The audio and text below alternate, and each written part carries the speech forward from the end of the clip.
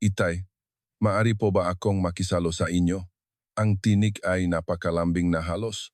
Malunod ito sa bulungan at kagandahan ng lugar.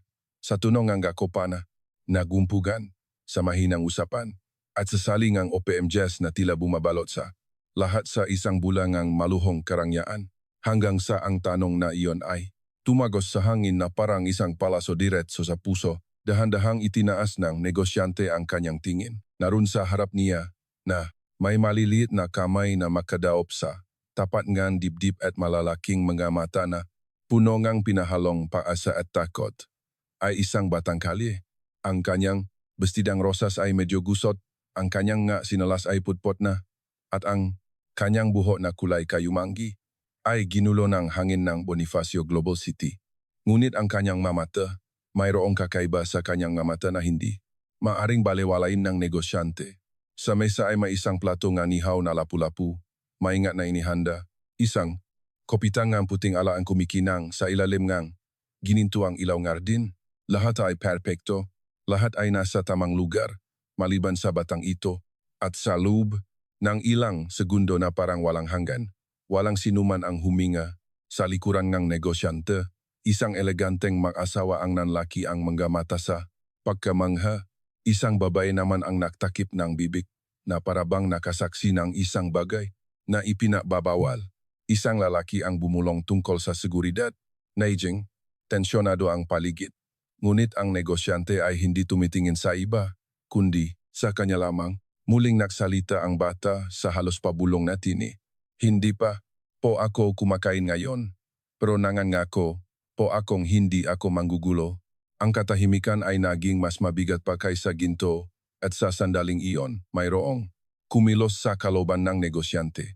Isang bagay na matagal nang natutulok, ngunit ang hindi pa niya alam ay ang simpleng tanong na iyon ay pipilit sa kanya na harapin ang isang katotohanan na iniwasan niya sa buong buhay niya, at ang dala-dala ng batang ito ay magbabago ang kanyang kapalaran magpakailanman. Kung ang kwentong ito ay nakaantig na sa iyong puso, mag-subscribe na sa channel upang hindi makaalaktan ang anumang kwento na makbabago na iyong pananaw sa mundo. At bago magpatuloy, sabihin sa mga komento kung saang lungsod kayo nanonood ng kwentong ito. Gusto namin kayong makilala. Muling tiningnan ng negosyante ang kanyang plato. Pagkatapos ay tumingin sa bata at sa halip na tawagin ang waiter, ginawa niya ang isang bagay na nakpatulero sa lahat. Bahagya niyang inurong ang kanyang silya. Maupo ka, sabi niya sa mahinang tinik. Hindi ka agad kumilos ang bata. Tila hindi makapaniwala.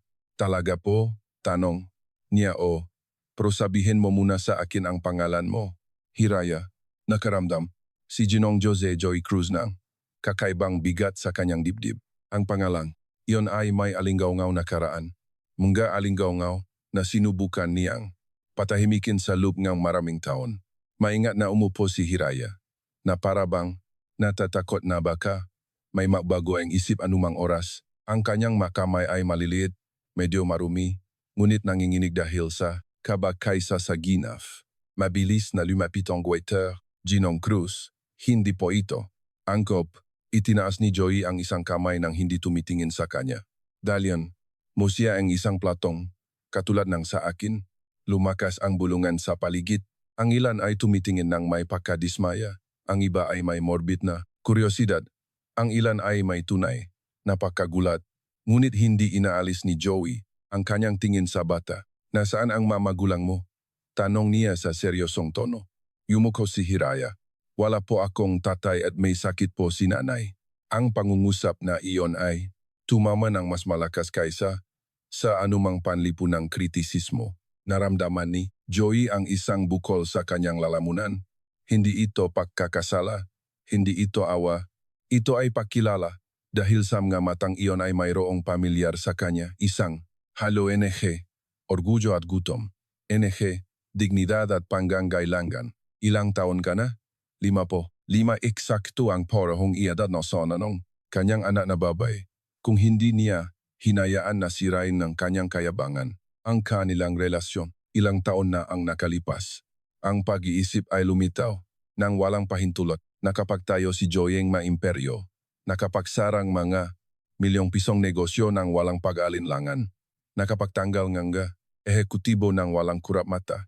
Ngunit sa sandaling iyon ay hindi niya alam ang gagawin sa isang batang gusto lamang makisalo sa mesa. Dumating ang pagkain. Tiningnan ito ni Hiraya na parang isang kayamanan, ngunit hindi kaagad. Nagsimulang tumingin muna siya kay Joey. Sigurado po kayong pwede? Tumango si Joey at nang isubo niya ang unang kutsara, mayroong hindi inaasahang nangyari. Hindi ang eksena, hindi ang tingin ng iba, hindi ang kilos ng pagkakawanggawa, kundi ang paraan ng kanyang pagpikit ng mamata habang nilalasap ang pagkain na parabang ito ang pinakamagandang regalo sa mundo, na parabang hindi siya sanay dito, na parabang bawat subo ay isang himala.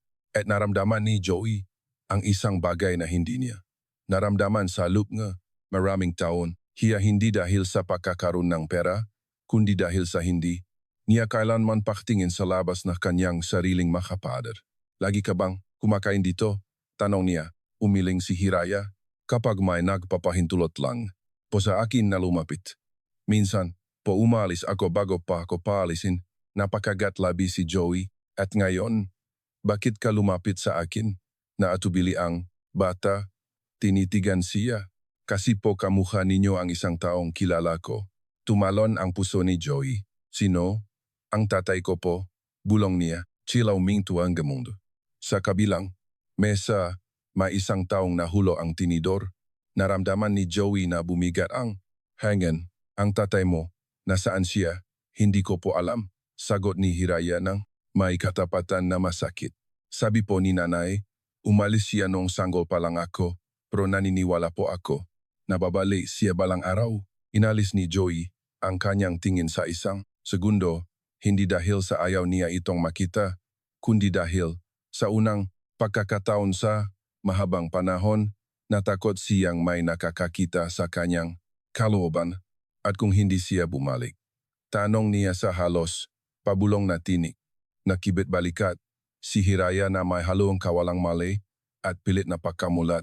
Edi matututo po akong maging matapang mag-isa. Ang pangungusap na iyon ay tumagos kay Joey na parang salamin dahil natutunan niyang maging malakas, ngunit hindi matapang. Napakalaking ang pagkakaiba. Ang pagiging malakas ay ang pagsasarang ang puso. Ang pagiging matapang ay ang pagbubukas nito. At sa sandaling iyon, nagsimulang mahinala si Joey na hindi nakataon lamang na napunta ang batang ito sa kanyang mesa. Mayroong iba pa. Isang bagay na hindi pa niya naintindihan. Ngunit malapit nang pilitin siyang harapin ang nakaraan na ibinaon niya sa ilalim ng kontrata, paglalakbay, at katahimikan. Patuloy na kumain ng dahan-dahan si Hiraya ng may kagandahang asal. Hindi siya lumalamon, hindi humihingi ng higit pa. Nagpapasalamat lamang sa pamamagitan ng kanyang mata. At naramdaman ni Joey na bawat segundo sa tabi niya ay nagtatanggang isang bahagingang balutina kanyang itinayo sa loob ng maraming taon. Gayunpaman, ang hindi pa niya alam ay may isang taong hindi kalayuan na namamasid sa eksena ng may pigil na luha, at ang taong iyon ay may alam na isang lihim na magbabagong lahat dahil hindi nakataon lamang na pinili ng batang iyon ang mesang ito, at ang gabing iyon ay hindi magiging isang ordinaryong hapunan. Ito ay magiging simula ng isang katotohanan na hindi kailanman inakala ni Joey na maririnig. Tinapos ni Hiraya ang unang plato ng may delikadesa na hindi tumutugma sa buhay na tila kanyang dinadala.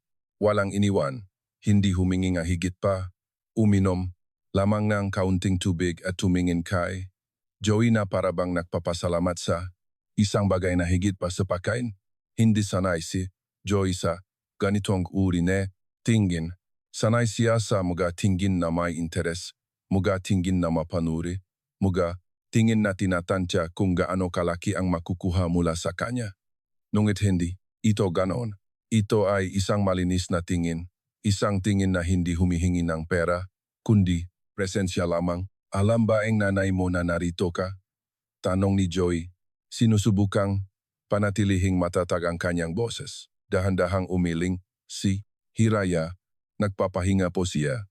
Kapag nagigising po siya, sobrang sakit ng dibdib niya at napapagod siya. Nakaramdam si Joey nga hindi komportableng bigat sa kanyang tiyan. May sakit ba siya? Tumango ang bata. Sabi po niya may problema sa puso. Pero sa tingin ko po lungkot iyon. Ang sagot na iyon ay hindi angkop sa isang batang 5 taong gulang. Huminto sa pahinga si Joey sa isang segundo. Lungkot, ang salitang iyon ay masyadong pamilyar sa kanya. Nakita niya ang lungkot sa mukha ang babaeng minsan ay minahal. Siya nakita niya ang lungkot ng magpasya. Siyang unahin ang makontrata kaysa sa mga karawan. Nakita niya ang lungkot noong araw na narinig niya ang salitang hiwalayan. Ngunit nakpasya siyang huwag lumingon. Ginawa ni Joey ang sakit na pagiging produktibo, ang pag-abandona na ambisyon, ang pagkakasala na pagpapalawa na negosyo.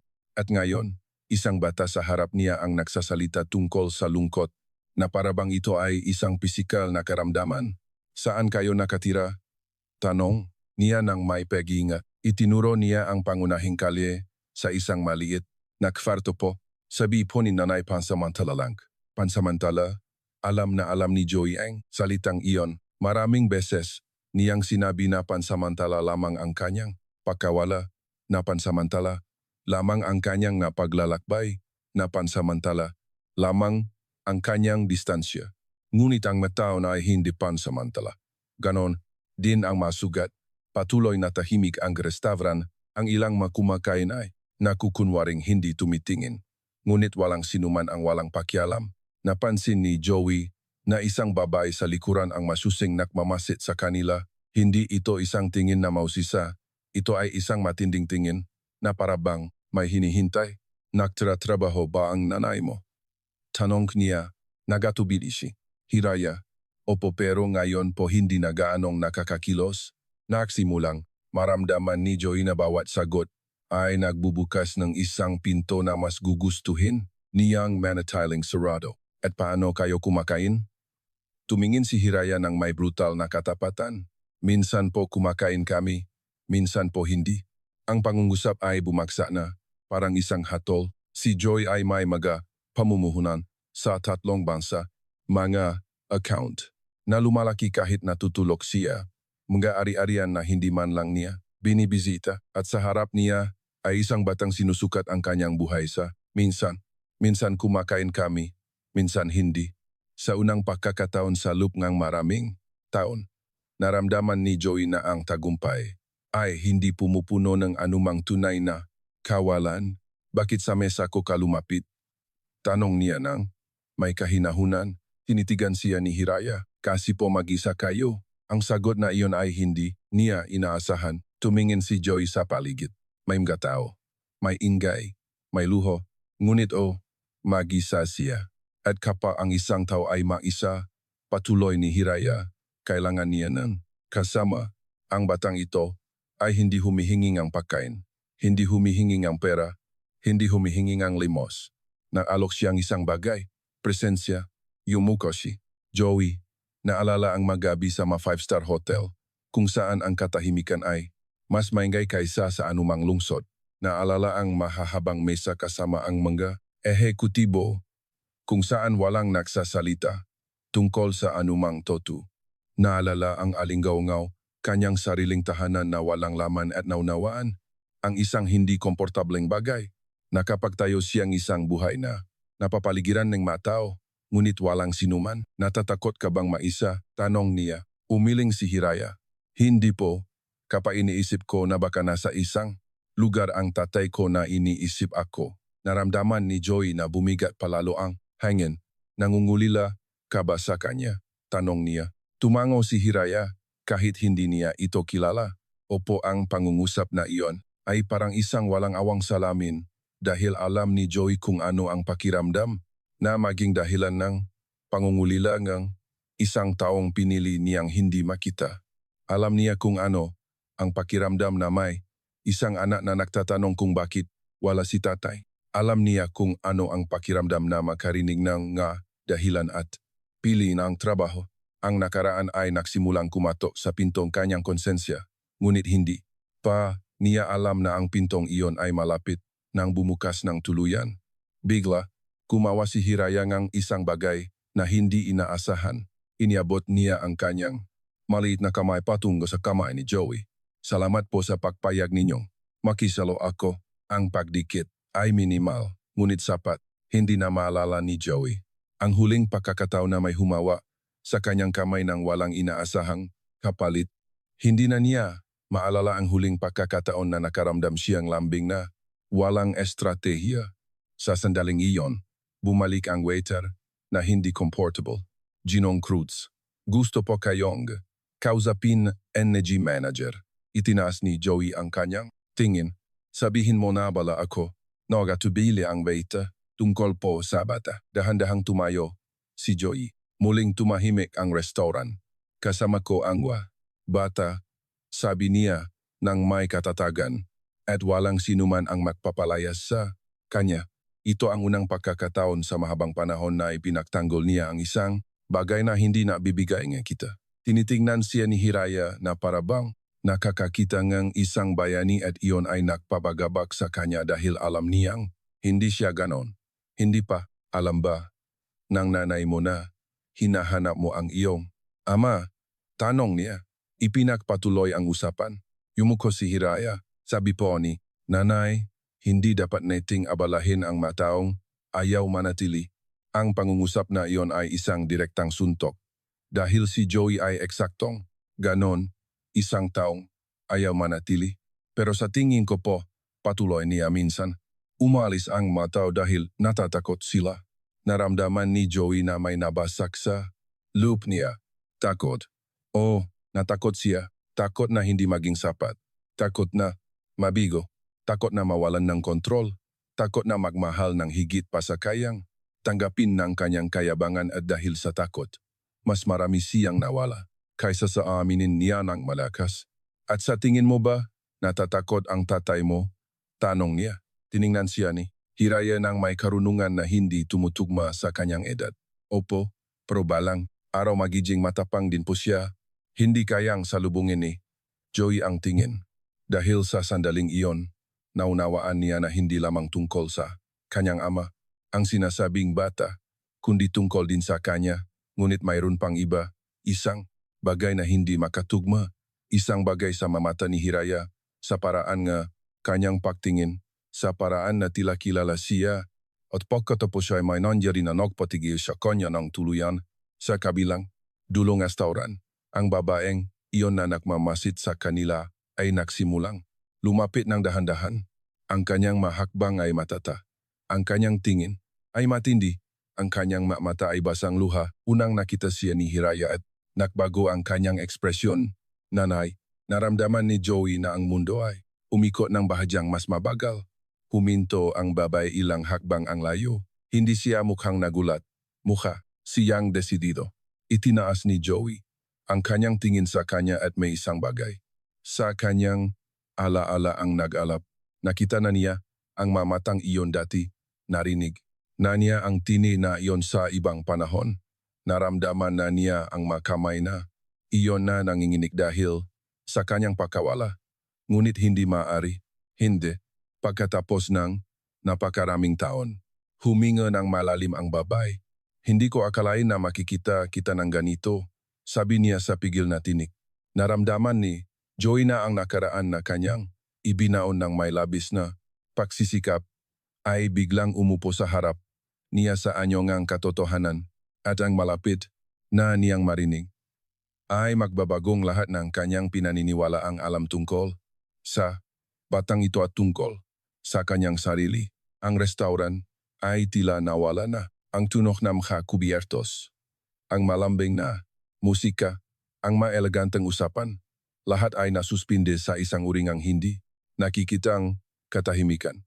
Nang huminto ang ina ni Hiraya sa harap ng mesa, naramdaman ni Joey na ang kanyang puso ay kumakabo sa dibdib ng may lakas na hindi niya naramdaman sa loob na maraming taon. Ang babae ay hindi nakasuot ng matingkat na kolorete o mamahaling damit.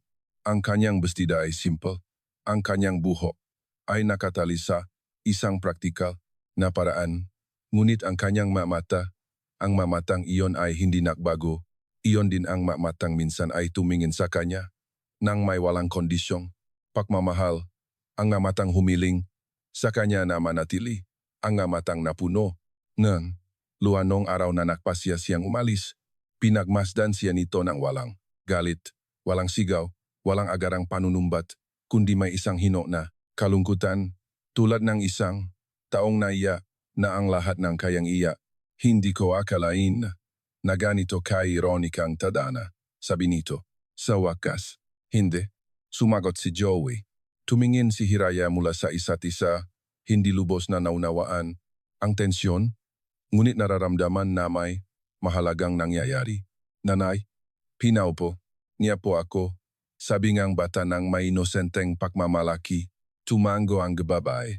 Nakita ko, naramdaman ni Joey na nagsisimulang magkabit-kabit ang mga piraso, ngunit tumanggi siyang tanggapin ang isinisigaw na ng kanyang intuisyon. Magkakilala ba tayo? Tanong niya. Bagamat sa kaibuturan, ay alam niya ang sagot. Tinitigan siya ang babae, higit pa sa iyong inaakala. Bumigat ang hangin. Dahan-dahang tumayo si Joey. Ang kanyang isip ay naglakbay pabalik sa isang yugto na pinili niyang kalimutan. Sa isang maliit na apartment kung saan mas malaki ang pag-ibig kaysa sa mga pangakong binitiwan ng walang maabogado, sa isang babaeng naniwala sa kanya noong wala pa siyang anuman. Nungit mayroon siyang isang bakay, ambisyon, at nang magsimulang lumago ang ambisyon, lumago rin ang distansya. Hindi, maari, bulong niya sa wakas, pinanatiling ang babae ang kanyang tingin. Maari, pinamasdan sila ni Hiraya ng may kuryosidad. Nanay, kilala niyo po siya. Huminga ng malalim ang babae bago sumagot. Oh, anak, naramdaman ni Joey na nawawala ang sahig sa ilalim ng kanyang mapaa. Ang nakaraan ay hindi kumakatok sa pinto. Ang nakaraan ay nakaupo sa harap niya. Sinubukan kong, nagsimula siya, ngunit hindi lumabas ang masalita. Lumapit, pangangisang habang ang babay, umalis ka nang hindi lumilingon. Sabi niya sa matatak ngunit kontroladong tinig. Sinabi mong pansamantala lang. Sinabi mong kailangan mong umunlad. Sinabi mong babalik ka kapag maayos na ang lahat. Napapikit si Joey sandali. Bawat pangungusap ay isang alingaw-ngaw ng mga desisyon na kanyang ipinaliwanag sa loob ng maraming taon. At habang umunlad ka, patuloy niya, natutunan kong mabuhay. Patuloy na tahimik ang restaurant. Walang nangahas na sumingit. Tumingin si Hiraya sa kanyang ina. Pagkatapos ay, kay Joey, siya po ba? Tanong niya sa manipis na tinig. Hindi kakat sumakot ang babae. Tiningnan niya si Joey diretso sa mga mata. Sabihin mo sa kanya, ang hamon na iyon ay mas makapangyarihan kaysa sa anumang akusasyon. Naramdaman ni Joey na ang kayabangan, ang baluting iyon na nagprotekta sa kanya ng napakatagal, ay nagsimulang mabasag. Tumingin siya kay Hiraya. Ang mamatang iyon, ang paraan ng pagtagilit ng ulo, ang ekspresyon na iyon kapag nahihiyang ngumingiti. Mayroong hindi may kakaila, isang bagay na hindi na niya maaring balewalain. Hindi ko alam, bulong niya, hindi naktaas na boses ang baba. Hindi ka, naktanong, ang pangungusap na iyon ay mas masakit kaysa sa anumang sigaw. Dahil, totoo ito. Hindi siya naktanong, hindi siya tumawak, hindi siya bumalik, hindi siya nag-imbestiga. Ayaw niyang malaman. Pinili niya ang kaginhawahan na kamangmangan. Nanay, dahan-dahang hinila ni Hiraya ang kanyang bestida. Siya po ba? Ang tatay ko, huminto ang oras. Naramdaman ni Joey na kumakabo ang kanyang puso sa kanyang matainga. Lumuhod ang babae sa harap ni bata. Oh, anak, ang salita ay bumagsak na parang isang tiyak na hatol. Tumingin si Hiraya kay Joey ng may halong sorpresa, pag-asa, at pagkalito. Talaga po, hindi kayang salubungin ni Joey ang tingin dahil pinipilit siyang salitang iyon na akuin ang isang bagay na iniwasan niya sa loob ng 5 taon. Responsibilidad. Hindi lamang siya isang matagumpay na negosyante. Hindi lamang siya isang makapangyarihang tao. Siya ay isang ama at wala siya ron. Lumapit si Hiraya ng kaunti sa kanya. Bakit po wala kayo dito? Ang tanong ay hindi naglalaman ng panunumbat. Naglalaman itong kawalang malay. Ngunit ang kawalang malay na iyon ay mas mapanira kaysa sa anumang akusasyon ni isang matanda.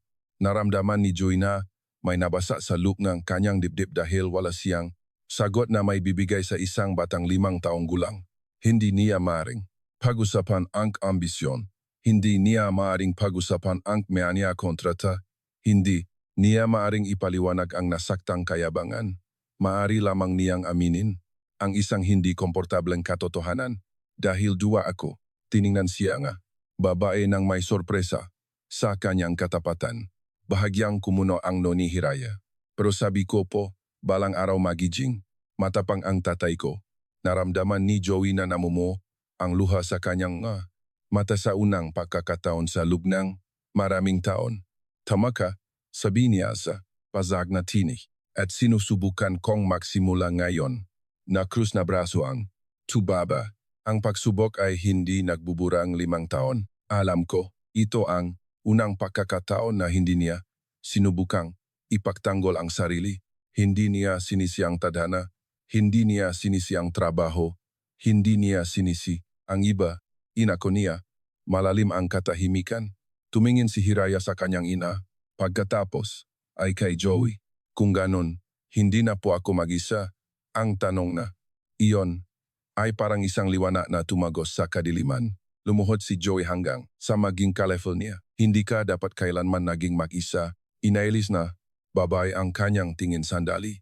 Pinipigilan ang maemosyon na natutunan niyang supilin. Hindi niya alam ang lahat. Sabi niya sa wakas. Hindi niya alam ang magabing, walang pagkain. Hindi niya alam ang makonsultasyong. Medikal na hindi ko kayang bayaran.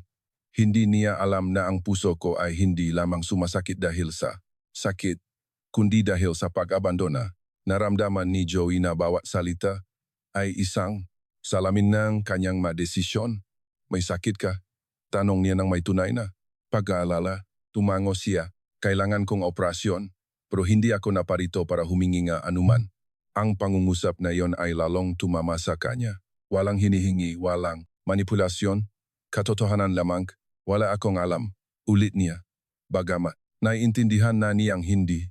Siya pinapawalang salang ang pangungusap na iyon. Ayaw mong malaman, marahang pagtatama nito. Tinitignan ni Hiraya ang mukha ni Joey na parabang sinusubukang kabisaduhin ang bawat detalye. Kamukha ko po kayo, sabi niya ng may mali na ngiti. Naramdaman ni Joey na ang pahayag na iyon ay isang regalo at isang responsibilidad sa parehong oras. Dahan-dahang nagsimulang bumalik ang ingay sa restauran, ngunit ang kanilang mesa ay nananatiling isang hiwalay na mundo. Saan kayo nakatira?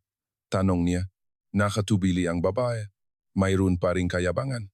Ayaw kong awa mo. Hindi ito awa. Sagot niya ng may katatagan.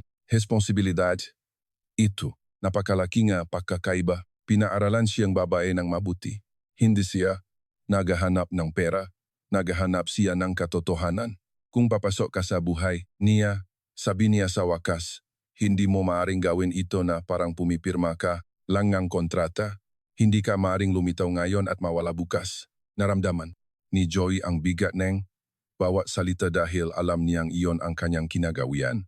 Ayaw ko nang mawala ulit, sabi niya ng may katapatan. Muling hinawakan ni Hiraya ang kanyang kamay. Kung ganun, manatili ka. 3 salita na. Napaka-simple, napaka-makapangyarihan. Naunawaan ni Joey na ang gabing iyon ay hindi nakataon. Hindi ito pagkakawanggawa. Hindi ito koinsidensiya. Ito ay paghaharap. Hindi siya dinalang tadhana sa masang iyon para magbayad ng hapunan. Dinala siya ron para bayaran ang isang emosyonal na utang. Ngunit mayroon pang iba. Isang bagay na hindi pa sinasabing ang babae, isang bagay na nakatago pa. At kapag lumabas ang huling katotohanan iyon, kailangang magpasya ni Joey kung handa siyang isuko ang kanyang kayabangan o mawala ang lahat muli. Dahil ang tunay na pagsubok ay hindi ang pakilala sa kanyang anak, kundi ang pagpapakita na kaya niyang maging ang amang nararapat sa kanya. At ang desisyon na iyon ay malapit ng dumating. Lumabas sila ng restaurant sa ilalim ng mga mausisang tingin. Ang ilan ay bumubulong, ang iba ay namamasit ng may paghuhusga. Ngunit hindi na tumingin si Joey sa iba. Naglalakat siya sa tabi ni Hiraya. Mulat sa bawat hakbang, hinawakan ng bata ang kanyang kamay nang walang paalam at ang natural na kilos na iyon ay nakaantik sa kanya, walang samangang loob sa kanya. walang panunumbat, isang bukas. Napagtanggap, lamang na hindi, niya, alam kung karapat-dapat ba siya. Habang naglalakad sila sa mga kalyeng Makati, naging malinaw ang kaibahan, ang luho ay naiwan sa likuran, ang maginintuang ilaw ay naging maposte na, kumikislap, ang walang kapintasang semento ay napalitan ng mga bakubakong bangketa. Naramdaman ni Joey na bawat hakbang ay naglalayo sa kanya mula sa kanyang comfort zone at naglalapit sa kanya sa isang katotohanan na hindi niya maaring baliwalain. Dumating sila sa isang lumang gusali na may tuklap na pintura at manga, bintanang nakukuvento na paktitis. Dito, sabi ni Jay na umakyat sila sa makitid na agdanan. Masiglang nagsasalita si Hiraya. Masarap pomagluto si nanay ngang aros chaldo kapag kaya niya at binabasahan niya akong gakwento. Kahit pagod na siya at sabi niya, ang puso raw po ay gumagaling sa pag-asa. Napalunok si Joey. Hindi lamang pinalaking babaeng iyon ang kanyang anak ng mag-isa, pinrotektahan niya ang kanyang kawalang malay. Pumasok sila sa maliit na apartment. Ito ay simple, ngunit malinis, maayos, inaalahan. May mga drawing na nakadikit sa dingding, isang maliit na gasgas na sofa, isang simpleng mesita, walang luho. Ngunit mayroon itong isang bagay na wala sa kanyang penthouse sa Forbes Park. Pakiramdam ng tahanan. Pinakmasdan ni Joey ang bawat detalye na parabang sinusuri ang isang realidad na hindi niya kailanman gustong makita. Hindi ito gaanong kalaki, sabi nga ina, inaasahan ang pahuhusga. Sapat na para ipakita na lumaban ka, sagot niya. Tiningnan siya nito nang may sorpresa. Tumakbo si Hiraya sa isang drawer at kumuha ang isang drawing. Tingnan niyo po, sabi niya nang may pananabik. Ginawa ko po ito para sa pagbalik ng tatay ko. Naramdaman ni Joey na huminto. Ang hangin, ito ay isang simpleng drawing. Tatlong figura na magkakahawak kamay. Isang maningning na araw. Isang maliit na bahay. Sa itaas ay nakasulat sa sulat bata, ang pamilya ko. Naramdaman ni Joey na may nabasak sa loop niya. Mayroong isang pamilyang iginuhit. Isang pamilyang umiral sa imahinasyon nga, kanyang anak, ngunit binalewala niya sa katotohanan. Itinago ko po, sabi ni Hiraya, kasi alam ko pong mangyayari ito balang araw. Hindi nakapagsalita si Joey sa loob ng ilang segundo. Pinamasdan siya nga ina, hindi para mangantik, kundi para maintindihan kung naiintindihan niya ang laki, ang kanyang nawala. Kailangan mo nga operasyon, sabi niya sa wakas, bumabalik sa nakabinbing usapan. Tumango siya, at hindi ito mura, ako na ang bahala. Dahan-dahan niyang itinaas ang kanyang kamay. Hindi ko lang kailangan na magbayad ka. Tiningnan siya ni Joey, naunawaan ang tunay niyang hinihiling. Gusto kong nandun ka sa waiting room. Gusto kong ipaliwanag mo sa anak mo kung bakit operahan si nanay. Gusto ko na kung may mangyaring masama, hindi siya maiwang mag-isa. Naramdaman ni Joey na bawat salita ay pumipilit sa kanya na iwanan ang kanyang lumang bersyon. Hindi niya ito kayang lutasin sa pera, kundi sa tunay na pangako. Lamang, nandoon ako, sabi niya, tinitigan si Janito. Kung ganun, magsimula ka na ngayon. Lumapit si Hiraya at niyakap ang mabinti ni Joey. Isang kusang loop na kilos, natural, walang paalinlangan, na atubili siyang isang segundo at pagkatapos ay niyakap niya ito ng may kaunting pagkailang. Hindi niya alam kung paano ito gagawin, ngunit alam niyang ayaw niya itong bitawan. Sa maliit na apartment na iyon, malayo sa luho at mga kamera, naunawaan ni Joey ang isang pangunahing bagay. Ang tunay na kapangyarihan ay hindi ang pakontrol sa mamerkado, kundi ang pahawa sa maliliit na kamay kapa. Dumerating ang takot. Ngunit mayroon pang iba, isang bagay na hindi pa sinasabi. Na ina, isang detalye na lubos na makbabaho sa paraan na kanyang pahunawa sa nakaraan. Dahan-dahan siyang umupo sa sofa. Mayroon kang dapat malaman. Tiningnan siya ni Joey ng mabuti. Nang lumabas akong ospital, nung araw na ipinanganak siya, sinubukan kitang tawagan. Kumunot ang no ni Joey. Wala akong natanggap na tawag. Tumango siya, alam ko, dahil may nag-block ng numero ko. Agad na, tumahimik. Anong ibig mong sabihin? Huminga siya ng malalim.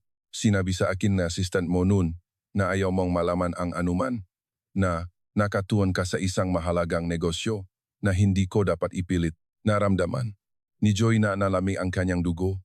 Bahadya niyang naalala ang panahong iyon, isang mahalagang negosasyon, isang internasyonal na paglalakbay, isang serye niya, mani-filter sa telepono upang maiwasan ang mani-distraksyon. Hindi ko iyon hiniling.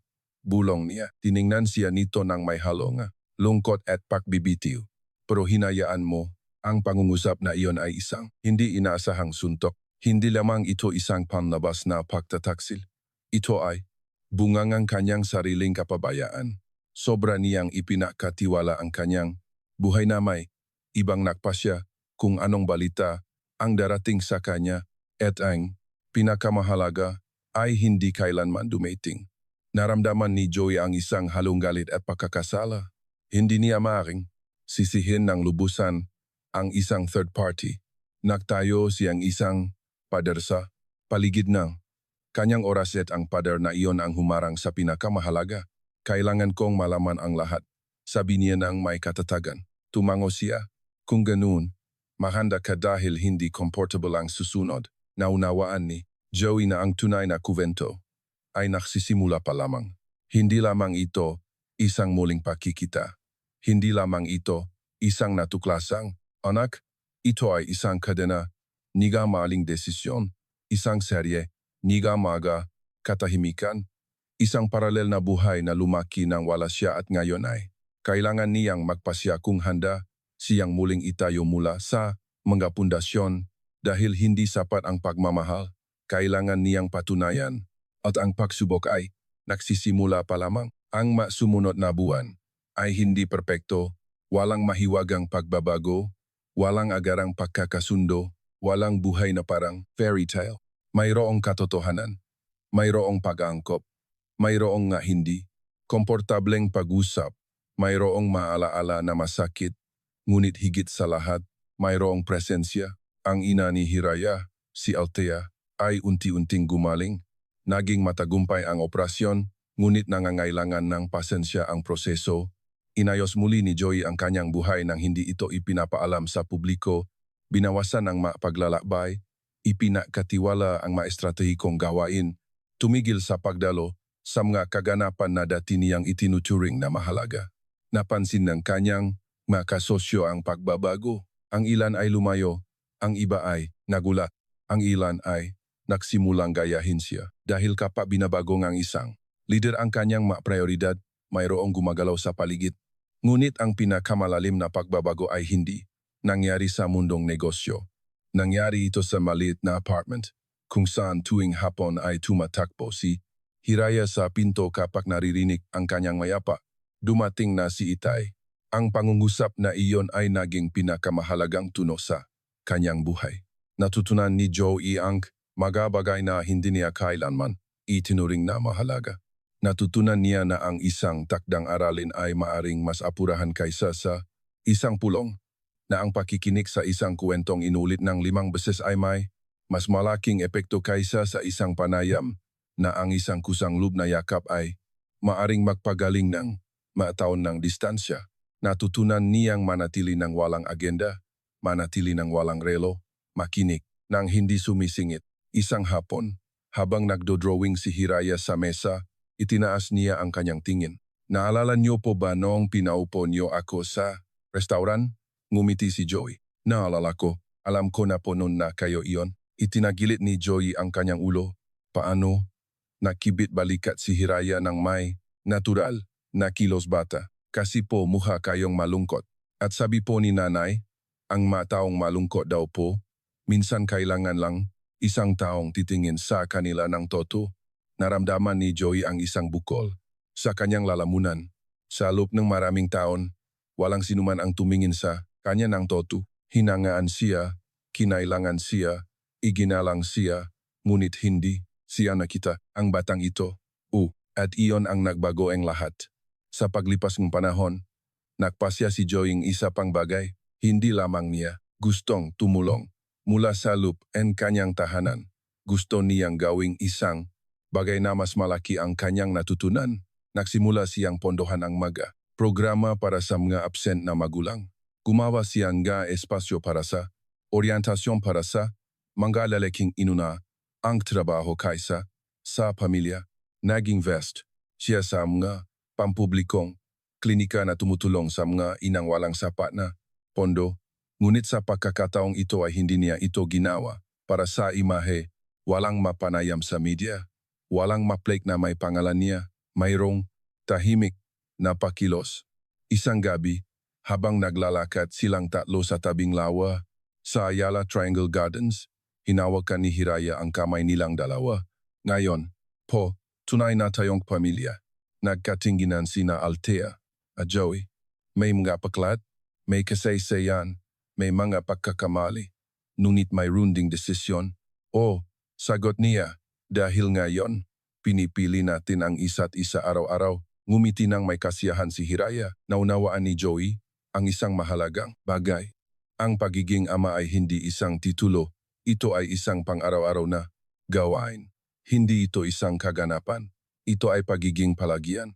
2 taon pagkatapos, habang nag-ayos sila ng kahon para lumipat sa isang bahay sa isang subdivision sa Quezon City, hindi marangya ngunit comfortable.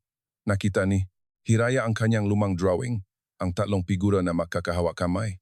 Hawak niya ito ng may pagmamalaki. Tingnan niyo po, sabi niya. Ngayon po, pareho na. Pinakmastan ni Joey ang drawing. Ang figura nga ay hindi na malayo, nasa gitna na, mahipit na hawa ang parehong nga kamay. Salamat sa paniniwala mo sa akin, bulong niya. Kumunot ang no ni Hiraya ng may lembing. Hindi po ako naniwala. Alam ko po, ang katiyakang yung isang bata ang pinakamalaking regalong natanggap niya. Makalipas ang ilang taon, nang malaki na si Hiraya, hiniling ng isang guro na magsulat siyang isang sanaysay tungkol sa taong pinakanagpasorpresa sa kanyang buhay. Isinulat ni Hiraya, sinorpresa ako ni Itay dahil nagpasya siyang manatili. Hindi niya binanggit ang pera, hindi niya binanggit ang mga kumpanya, hindi niya binanggit ang mga regalo, binanggit niya ang presensya. Nang mabasa ni Joey ang malinyang iyon, naunawaan niya na ang kanyang pinakamalaking pamana ay hindi mga gusali o mga pamumuhunan. Ito ay ang pangungusap na iyon. Nagpasya siyang manatili. Minsan, naniniwala tayo na ang tagumpay ay nasusukat sa ating naipon, sa ating nakamit, sa ating ipinapakita sa mundo. Ngunit tahimik tayong sinusuringang buhay sa ibang paraan. Nagtatanong ito, naroon ka ba noong may nangangailangan? Pinili mo bang manatili noong hindi ito comfortable? Tiningnan mo ba ng totoo ang mga nakapaligid sa iyo? Nasa kay Joeying kwentong ito ang lahat, maliban sa pinakamahalaga, at isang simpleng tanong na binitiwan ng isang batang may gutom at pag-asa ang pumilit sa kanya na, Magazine, Itay, maaari po ba akong makisalo sa inyo? Ang tanong na iyon ay hindi lamang tungkol sa pagkain. Ito ay tungkol sa pagsama, sa presensya, sa pag-ibig. Dahil sa huli, hindi natin naalala kung magkano ang ating kinita. Naalala natin kung sino ang naroon. Kung ngayon ay may pagkakataon kang manatili, manatili ka. Kung maaari kang tumawak, tumawak ka. Kung maaari kang makinig, makinig ka. Dahil hindi na bumabalik ang panahon. Ngunit ang mga desisyon ay maaaring magbago ng hinaharap. At minsan, ang pinakadakilang gawa ng pag-ibig ay hindi ang manggako, kundi ang manatili. Nagustuhan ninyo ba ang kwentong ito? Sabihin sa amin sa mga komento kung aling bahagi ang pinakanakaantik sa inyo at kung saan kayo nanonood. Tandang i-like ang video, mag-subscribe sa channel at i-activate ang bell para hindi makaligtan ang aming makasusunod na kwentong puno ng emosyon. At kung gusto ninyong magpatuloy na mantig, narito sa screen ang isa pang kamangha-manghang kwento na tiyak na aakit sa inyo mula sa simula. Salamat sa pagsama sa amin at makita-kita tayo sa susunod